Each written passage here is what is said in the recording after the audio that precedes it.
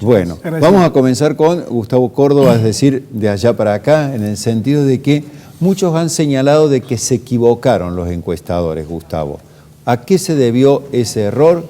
Si hubo allí un voto vergonzante que no estaba identificado en las encuestas y por qué, digamos, esa diferencia de 17 puntos me parece que provocó un mayor impacto en la sociedad que si hubiera sido a lo mejor 5 o 7 puntos esa diferencia. Hay varias cosas que han influido en esto. En primer lugar, la responsabilidad del gobierno de tratar a esta primaria como si fuese una primera vuelta. La idea de la hiperpolarización, de acelerar los tiempos, de pedirle a la sociedad argentina que vote entre pasado y presente, sí, y que teníamos que resolver ya, bueno, la sociedad argentina mandó un mensaje muy claro. Sabemos que estamos en crisis. El argentino tiene cultura de crisis y sabemos bien que estamos atravesando una. ¿El mensaje cuál fue? No queremos más ser conducidos con este estilo de gobierno. Preferentemente, preferimos el pasado, porque esa fue la dicotomía que le ofreció el gobierno. Respecto a las encuestas, Juan, a ver, hay algo que hay que empezar a decirlo porque todos vivimos de realidades recortadas. Y el recorte que le llega a los medios de la investigación electoral es muy chiquito. No se puede generalizar en base a la actitud de algunas empresas que se dedicaron a hacer campaña en vez de investigar opinión pública. ¿Ok?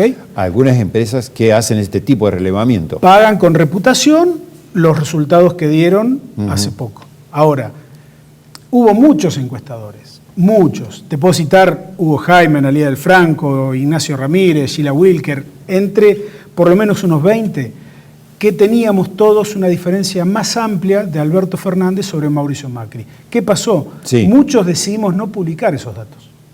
Porque evidentemente ante un contexto donde había una cancha inclinada, donde todos los medios masivos de comunicación, las empresas, el campo, el Fondo Monetario, el gobierno de Estados Unidos, Trump que vino a hacer campaña, había una cancha inclinada a favor de Macri. Y muchos encuestadores dijimos, no, pero publicar en este contexto no tiene ningún sentido porque nos van a tirar con el discurso de odio que entre otros fue también uno de los derrotados el pasado domingo. Y me parece que corresponde sí decir que hay límites en algunas herramientas. Las encuestas telefónicas como tal son una muy buena herramienta porque son baratas, porque te permite mucha rapidez, pero tiene límite en cuanto a la representatividad de la muestra que vos tomás. En ese sentido, las encuestas domiciliarias tienen una ventaja por sobre las telefónicas porque son mucho más precisas y justamente a partir de eso detectamos ese diferencial que había a favor de Alberto Fernández que era realmente notable. Si me permitís, Sebastián, una preguntita. ¿Fue el voto heladera vacía y también hubo un voto vergonzante? ¿Alguien que no se animaba a decir que iba a votar a lo mejor por Cristina Kirchner por todo lo que se decía sobre ella? No. Para mí hubo un voto pyme, la pyme que se sintió amenazada por la política económica. ¿Y voto heladera vacía? Hubo, claramente, a ver, más que voto castigo, hubo un voto repudio a la política económica del gobierno. El gobierno mostró un grado de insensibilidad en el acompañamiento de la sociedad con respecto a las medidas económicas que venía planteando hace tiempo. El presidente lo dice con un eufemismo, yo les propuse subir el Aconcagua y bueno, no les daba. El problema es que también tenés que hacer un examen muy profundo de cuáles son las condiciones que la sociedad argentina tiene para acompañarte a cruzar esa Aconcagua. Y además tiene que haber un consenso. El gobierno quería hacerlo, digamos, a los empujones. Yo recuerdo claramente cuando el radicalismo en varias instancias le pidió a sus socios parlamentarios que atenuaran las medidas económicas, que tuvieran cuidado con el tema tarifario. Recuerdo muy bien, y todas esas llamadas de atención, el gobierno no les prestó atención. Entonces, de alguna manera, el gran responsable del resultado electoral del domingo pasado fue el propio gobierno. Bueno, vamos a ir un poco ahora hacia la economía. José Simonella y José María Rinaldi. Le vamos a preguntar lo siguiente. Después de las elecciones PASO, claramente los mercados votaron, era algo que hablamos y anticipamos acá con José el 1 de agosto, pero se ha desatado como una espiral, por así decirlo, de reacciones en diferentes variables económicas. Si esto fuera un paciente que está en una cama de terapia intensiva, pero en un estado crítico, digamos, y ustedes fueran como una especie de médico, ¿qué tendrían que hacer o qué problema deberían solucionar primero para intentar frenar esta espiral? Bueno, José. Yo creo que sin lugar a dudas hay que tranquilizar el tipo de cambio. Hoy, en la mayor dificultad que tiene el gobierno viene por el lado financiero. Y por el lado financiero, el tipo de cambio lo que hace, un dólar inestable, lo que hace es generar, digamos, mucha preocupación, no solamente en los consumidores, sino también en los empresarios que no pueden fijar ni precio ni pueden determinar sus costos. Recordemos que muchos de los insumos de las empresas están dolarizados y recordemos que lo que comemos los argentinos son por lo general commodity que tienen precio internacional en dólares, con lo cual si no logramos definir el precio del dólar con algún grado de exactitud, difícilmente podamos definir el resto de los precios de la economía. En un país donde frente a la incertidumbre que generan todas estas crisis, los ahorristas deciden protegerse en dólares, con lo cual lo que estamos haciendo, si no logras tranquilizar el tipo de cambio, es rápidamente seguir generando mayor demanda de dólares. Y el problema que hoy tiene el gobierno, que tiene un poder de fuego limitado para, enfrentar una corrida cambiaria. Entonces, tranquilizar el dólar es muy importante, por eso yo estaba entre los que le pedíamos a Alberto Fernández, que sabíamos que no era todavía un presidente electo, pero que sí tenía un candidato con altísimas probabilidades de ser presidente, que aclarara su posición de cuando decía que el tipo de cambio, porque en la campaña había dicho que el tipo de cambio estaba atrasado. Felizmente, hoy a la mañana, Alberto Fernández dijo, para mí el dólar a 60 pesos es un precio, acorde, adecuado, razonable. Esto quiere decir que ahora la responsabilidad de establecer el tipo de cambio la tiene todo el Banco Central, con todos sus instrumentos de política monetaria con el cual dispone y con el uso de la reserva, que obviamente está coordinando entre la dicotomía esta que tiene de bajar el tipo de cambio para que no siga alimentando una inflación que ya se disparó, por otro lado no entregarle dólar barato a los especuladores, que no le pase lo que le pasó a Sturzenegger, que entregó dólares a 23, 24 a los especuladores y los argentinos nos quedamos después con $1.30 y pico. Perfecto. José María, ¿lo ves de la misma forma? ¿Hay que tratar primero este problema financiero empezando por el dólar? ¿Y qué opinión tenés sobre el paquete de medidas que anunció recientemente el presidente Macri? Vamos a empezar por la última. El paquete es temporáneo, es insuficiente, lo debieron haber hecho hace 3 años y medio, y justamente yo creo que esa es la prioridad. La prioridad es recuperar lo que a partir del 2008 a nivel mundial se conoce como la economía real. Hay que recuperar el nivel de actividad. Si ese fuera un paciente en la situación que se encuentra, que decís vos, lo primero que hago es recuperar y cambiar el tratamiento. Yo tengo que recuperar la política económica. ¿Por qué? Porque el actual gobierno ha dejado los objetivos básicos de la economía, de la política económica, que es la asignación de los recursos en manos del mercado, que es la distribución del ingreso en manos del mercado, y lo más importante, que era lo que decía José, la estabilidad de los 3 balances básicos de la economía, el balance externo, el fiscal y el monetario, en manos del mercado. Entonces lo que hay que hacer es recuperar la política económica activa, es decretar la emergencia de la gente en situación de calle, la emergencia alimentaria, la emergencia ocupacional, sea desocupación o precarización, y después recuperar el poder adquisitivo del salario, recuperar el gasto social, que es muy importante, y de esa manera plantear los nuevos ejes de la política económica argentina. Uno ya lo dijo Alberto Fernández, era un tipo de cambio multilateral alto, ya lo logró. Por eso dijo, el dólar a 60 está bien. ¿Por qué? Porque el dólar a 43 era el submarino amarillo de los Beatles. O sea, era fruto de la alucinación. No existía esa economía que crecía, esa cosa que se utilizó electoralmente, no existía. Cualquiera hacía un cálculo grosero de almacenero, dice, y decía, no estoy hablando de los complejos cálculos econométricos respecto a la paridad cambiaria, pero uno decía, de un año a otro, punta a punta, el dólar había fluctuado entre el 8 y el 10%, y la inflación minorista el 54%. En eso que vos decís, es recuperar la potestad del Estado, vos decís que el Estado debería regular e intervenir en el mercado financiero, en el mercado externo. Totalmente, tiene que recuperar el poder regulatorio, no con la tasa de interés, no con la licitación de 50 y otros 50 millones de pesos. ¿Cómo lo imaginas? Evitando el Banco Central activo, evitando lo que dice José, que los bancos vayan a comprar dólares baratos, que los bancos mañana especifiquen la cartera en la ELIC, alguna vez van a tener que perder los otros. Porque la economía es una suma cero. Pero en ese esquema, digamos, los dólares quedarían solo para el comercio exterior y tanto los turistas y los bancos u otros inversores tendrían que comprarlo en el mercado al precio que esté, digamos. No, el dólar turista, el dólar financiero también forman parte del balance de pagos. Ajá. Es decir, lo que estoy hablando es que no puedo permitir una economía como se permitió a partir del 10 de diciembre, totalmente sin restricción al ingreso de capital financiero, se eliminaron los encajes, se eliminaron la indisponibilidad de los fondos, se permitían que ingresen y que salgan cuando quieran, entonces han hecho ganancias exponenciales y las crisis, las corridas, como se conocen, se produjeron como consecuencia de la advertencia de JP Morgan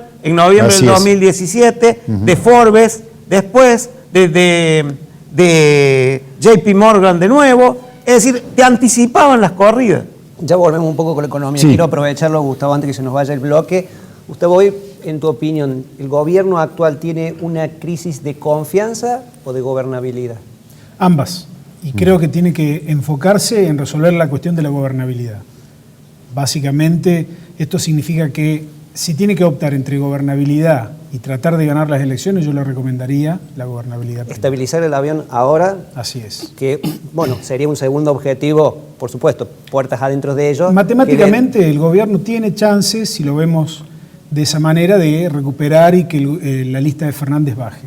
Ahora, si lo analizamos desde el punto de vista de lo práctico, desde el contexto político, es prácticamente imposible, porque Alberto Fernández ya ha superado los 2 parámetros que establece la Constitución Así Nacional. es. Entonces sería muy bueno que tengamos una absoluta racionalidad en nuestra clase dirigente, que estén a la altura de las circunstancias y que piensen en los millones de argentinos que están sufriendo. Sí, esa madurez política, pero Sí. te pregunto al respecto.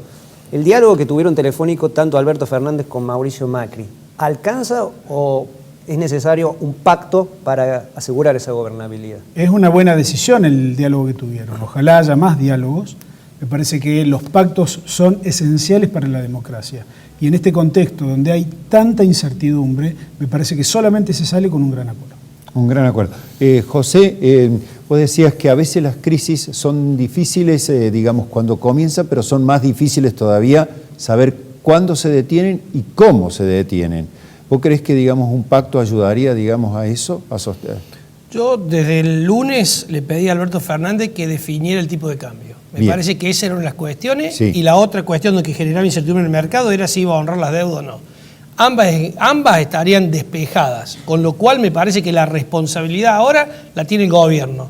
No le podemos pedir más a una persona que es candidato, que todavía sí es candidato, no es exacto. electo, y en eso tiene razón. Entonces digo, me parece que sí le debemos pedir estas precisiones porque había sido él el que había manifestado que el dólar estaba atrasado, y a alguna gente de su entorno que decía que, bueno, había que ver si no se reestructuró la deuda.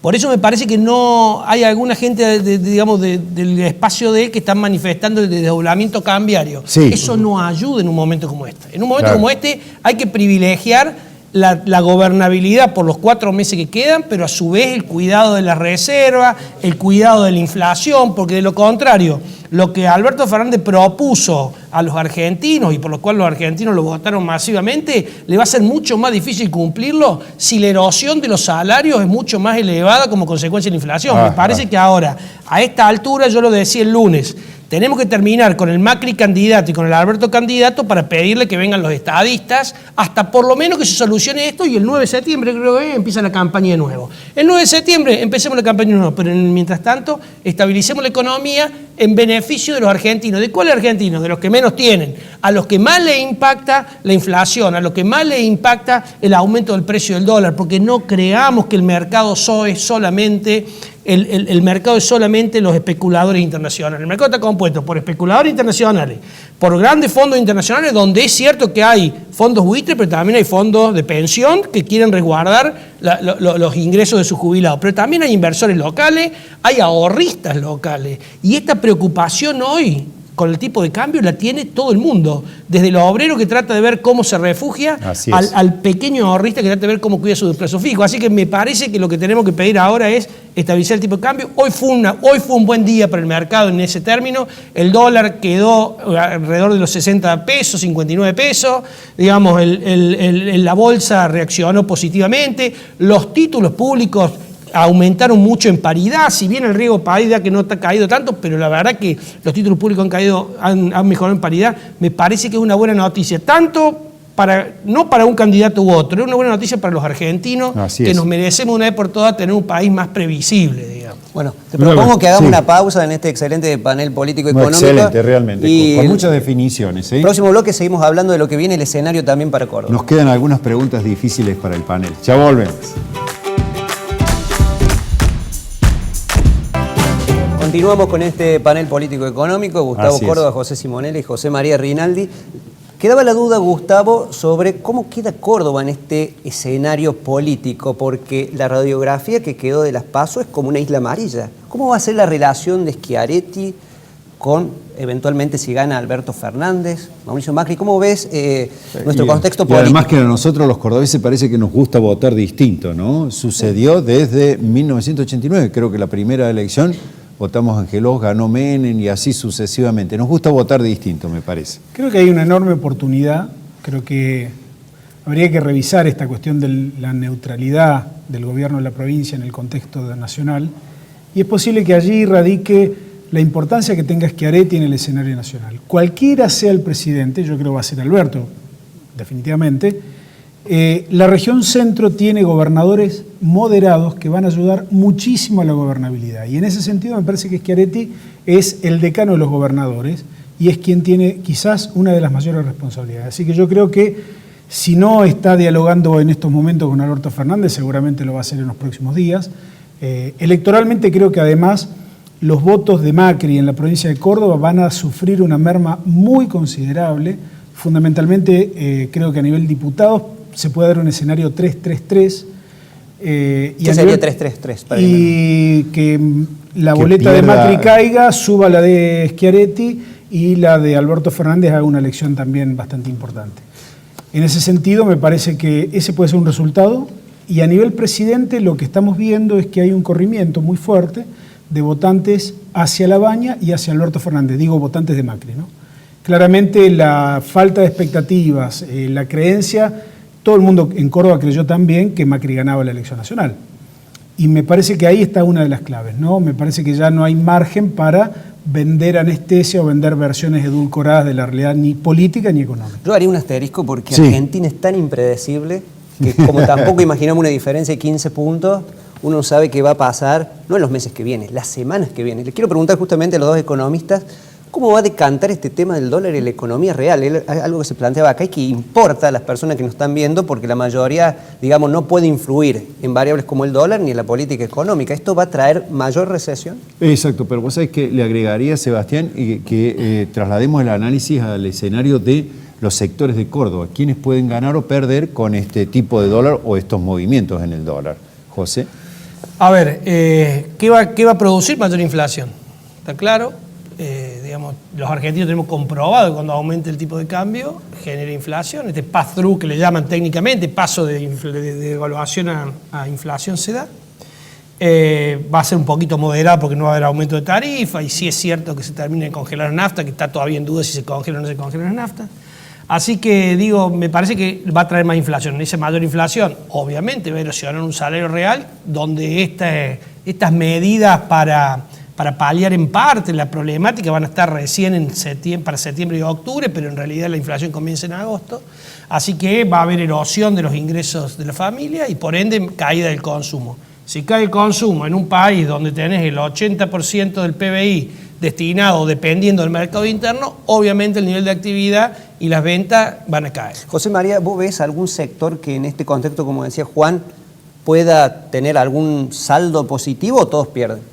No, el sector financiero es el único que gana. Es decir, el tema de esto, cuando hablábamos de la suma cero, era eso.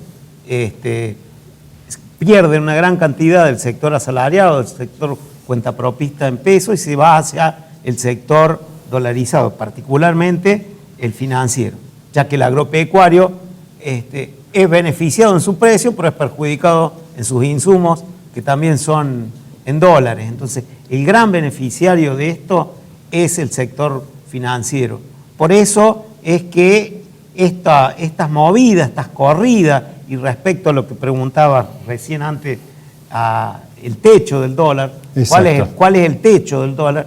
Yo no me animaría a decir, ya está, con lo que avisó Fernández, está más o menos, sería razonable con la cuenta del almacenero, pero no es razonable en cuanto a la conducta que vayan a tener los agentes económicos, porque es un mercado chico, es un mercado muy volátil, es muy efervescente y dependerá de cuánto se vuelque de las posiciones en pesos hacia el dólar. Y perdóname, coincidís con lo que planteaba Juan en el primer bloque y era un poco lo que manifestaba José en el ciclo acá de coyuntura del Consejo Profesional de Ciencias Económicas, que vos hablabas, no se sabe el tope, pero la gente que nos está viendo probablemente no sepa técnicamente de economía, pero quiera saber si hay alguna alerta temprana para darse cuenta si vamos a salir de la crisis o no. Él planteaba que no se sabe cuándo ni cómo se sale de esta situación. Sí, hay una cosa, la historia económica argentina enseña que las devaluaciones siempre fueron el piso del incremento del precio, salvo en el 2002, que la devaluación fue el techo, es decir, 1,4 fue el techo, y de ahí, ¿pero por qué? Porque se daba una situación de alta recesión, de una fuerte caída del poder adquisitivo del salario y de los autónomos en pesos, y eso evitó el traslado a precios, por eso la incertidumbre que decía José. El problema, el riesgo, en definitiva, es que se desboque nuevamente y que espiralice el proceso inflacionario, que es lo otro que planteaba José, el impacto en los precios. Bueno, le quiero preguntar, perdón, a Gustavo, porque se nos vienen días movidos, no solamente económicamente, está siendo época donde la economía asigna a la política asigna a la economía, y hacia octubre tenemos muchísimo tiempo, Gustavo. ¿Qué crees que vamos a ver? Hay 2 debates obligatorios ahora por ley, previo, hay que decirlo, antes de los comicios de octubre. Así es, 13 y 20 de octubre. ¿Cómo has visto vos la actitud de los candidatos? ¿Ha cambiado? Yo te voy a dar mi opinión previa y para ver qué pensás. En el inicio, cuando se conocieron los resultados de las PASO, Macri, que era presidente, parecía que hablaba como candidato. Y el candidato, que era Alberto, parecía que hablaba como presidente, pero parece que eso va cambiando en función de los días. Es un contexto poco predecible, ¿no? No sabemos. Puede haber un adelantamiento electoral, sería razonable. Apuntar a la gobernabilidad me parece que es la clave principal de la Argentina hoy. Y el debate, si va a pasar o no a un primer plano o a un segundo plano, posiblemente la obligatoriedad haga que tengamos un debate. Pero fíjate que el rol, en este caso, algo no previsto en las PASO, ¿no? De que un presidente rengo, débil, muy debilitado por la primaria, tenga que afrontar tanto tiempo hasta la elección general. Así es. Digo, esta es una cuestión a revisar. Se revisarán las PASO, se revisará este mecanismo allí. El debate creo que es muy importante, es una cuestión republicana, creo que no la tenemos que abandonar. El problema es en qué contexto se va a dar, ¿no? Bien, nos quedan pocos minutos, así que hago rápidamente un ping-pong con los 2 economistas. José, me preguntan aquí, ¿quién tiene algún tipo de ahorro, ya sea en dólares, en plazo fijo, o a lo mejor ha invertido en un fondo común de inversión? ¿Qué debe hacer en este momento? ¿Salir de esas posiciones, comprar, vender? ¿Cómo lo ves vos? No, es muy difícil poder dar primero una recomendación en un momento de crisis, de estrés como este, donde la distorsión entre precios es tremenda. Tema 1. Tema 2, es difícil dar una recomendación sin saber algunas cuestiones básicas, como la función temporal, es decir, cuándo la persona piensa o necesita utilizar ese dinero, cuál es su posición frente al riesgo, es una persona que ama el riesgo o le teme al riesgo, y cuál es la edad de la persona. O sea que para poder dar ese consejo depende. Yo siempre lo que les digo, cuando hay tanta turbulencia, lo que me parece que hay que privilegiar, obviamente que siempre lo ideal cuando uno asesora financieramente es tener diversificadas las carteras. Si la cartera está diversificada, y bueno, habrá que esperar que pase la turbulencia para actuar, y si no, siempre el mejor consejo que uno puede dar es haga aquella cuestión que lo deje más tranquilo, porque la verdad que que le la permita dormir de tranquilidad, noche. claro, vale mucho en momentos como este, porque hoy un activo argentino puede subir o puede bajar 10, 15 o 20% en un solo día, digamos. Así es. Y no todas las personas están dispuestas a tolerar esa variación. Y además los ahorristas argentinos siempre en momentos de crisis se comparan contra el dólar, digamos, ¿no? En lugar de, por ejemplo, un plazo fijo, preverlo, compararlo contra la inflación. Entonces, correcto, es muy difícil decir eso. La verdad que habría que hablar con la persona para entender estas 3 condiciones que te dije para poder asesorar. Y ver el estado de salud, como dice, para afrontar esas decisiones. Además, que hoy hay que cuidar la salud en estos tiempos. Antes que se vaya Sí. al profesor José María Rinaldi, Sí. una de micro. Ya no el ahorrista que tiene plata, sino la persona que está al límite, justo en el mes.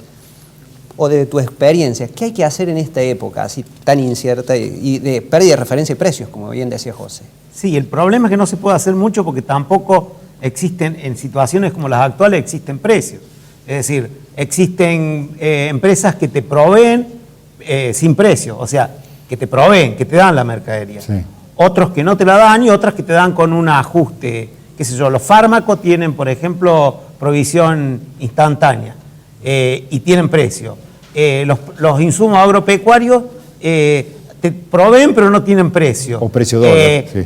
El mercado automotriz no tiene precio. O sea, es difícil te aconsejar vende. O sea que, estoquearse claro, no podés tomar una decisión básica como es el consumo porque o no tiene precio o no te entregan el bien o no existen en casos bastante extremos. Inclusive hay desabastecimiento de combustible. Sí. Hoy lo publica el portal del estacionero.